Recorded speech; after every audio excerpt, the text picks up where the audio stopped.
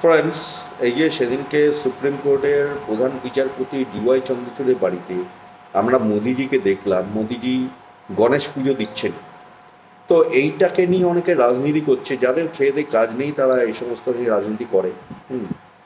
তো এইখান থেকে আমরা ভালো বার্তা পেলাম, একটা ভালো বার্তা পেলাম। তো যারা রাজনীতি করছে, এই যে আমরা ভালো বার্তাটা পেলাম, এই ভালো বার্তাটা যাতে মানুষের কাছে না পৌঁছায়, মানুষ যাতে না জানতে পারে, সেই কারণে তারা এটা নিয়ে রাজনীতি করছে। কিন্তু এটা নিয়ে রাজনীতি করে কোনো লাভ নেই। মানুষ যে ভালো বার্তাটা পাওয়ার সেটা পেয়ে গেছে। সেই ভালো বার্তাটা হচ্ছে গিয়ে এই সুপ্রিম কোর্টের প্রধান বিচারপতি ডিওয়াই চন্দ্রচূড়ের বাড়িতে মোদিজিকে দেখলাম আমরা, মোদিজি পুজো দিচ্ছেন।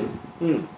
এখান থেকে আমরা বুঝতে পারলাম এই যে তিলোত্তমার যে বিচার, এই বিচারটা সঠিক বিচারই হবে।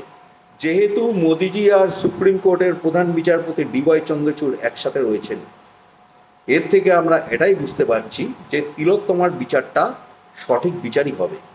আমরা একদম নিশ্চিন্তেই থাকতে পারি। ঠিক আছে, এর থেকে আমরা এই বার্তাটাই পেলাম। সুতরাং এই যে যেই অভিযোগগুলো ওঠে ডিওয়াই চন্দ্রচূড়ের বিরুদ্ধে, যে মমতা ব্যানার্জিকে হেল্প করছে কংগ্রেসের বিচারপতি, হুম, এইগুলো নিয়ে আর মানুষ ভাববে না, কারণ ডিওয়াই চন্দ্রচূড় মোদিজির সাথে আছেন। সুতরাং ডিওয়াই চন্দ্রচূড় সত্যের পথে চলে এসছেন, আর এই তিলোত্তমার বিচারটা সঠিক বিচারই করছেন। সুতরাং এই যে তিলোত্তমার বিচারটা সঠিক বিচার হচ্ছে, হুম, এই বার্তাটা যাতে মানুষের কাছে না পৌঁছায়, সেই কারণে কেউ কেউ এটা নিয়ে রাজনীতি করছে। এদেরকে আমরা পাত্তা দিই না, যারা এটাকে নিয়ে রাজনীতি করছে তাদেরকে আমরা পাত্তা দিই না। আমরা যে ভালো বার্তাটা পেয়েছি ওই বার্তাটা নিয়েই আমরা রয়েছি। সুতরাং তিলোত্তমার সঠিক বিচার হচ্ছে, তিলোত্তমা সঠিক বিচারই পাবে।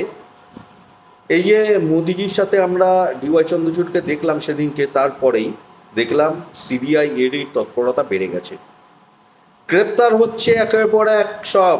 ঠিক আছে, এই যে টালা থানার ওসি, এই যে অভিজিৎ মণ্ডল গ্রেপ্তার হয়ে গেছে, তথ্য লোপাট করেছিল। এই যে পুলিশ মন্ত্রী মমতা ব্যানার্জি, এই মমতা ব্যানার্জি তো এই ওসিকে, এই টালা থানার ওসিকে, এই অভিজিৎ মণ্ডলকে খুব সাপোর্ট করছিল। এই অভিজিৎ মণ্ডলকে কোন হসপিটালে মানে রাখেনি, হুম, তার জন্য হসপিটালের বিরোধিতা করছিল, আর টালা থানার ওসিকে সাপোর্ট করছিল। কি করে সাপোর্ট করতে পারে? গ্রেপ্তার হলো কি করে এই টালা থানার ওসি? তাহলে তো মমতা ব্যানার্জি সবই জানে। এই যে টালা থানার ওসি যে তথ্য লোপাট করেছে মমতা ব্যানার্জি করিয়েছে, তাহলে মমতা ব্যানার্জিও গ্রেপ্তার হবে, এটা তো হতেই হবে, তাই না? মমতা ব্যানার্জি এতদিন আড়াল করছিল টালা থানার ওসিকে, এখন তো সে গ্রেপ্তার হলো, তাহলে এবার কি বলবে মমতা ব্যানার্জি? কোথায় মুখ লুকাবে? এবার তো মমতাকে জেলে ঢুকতে হবে, তাই না?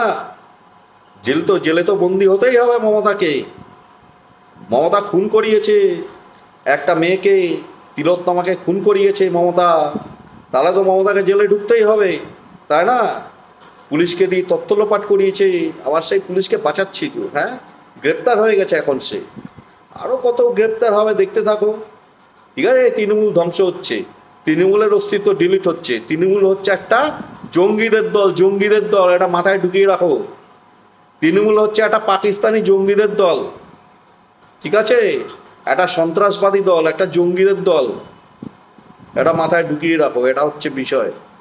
তো ঠিক আছে ফ্রেন্ডস, এখন আসছি, টাটা, জয় হিন্দ, জয় শ্রীরাম, ওম নমঃ শিবায়।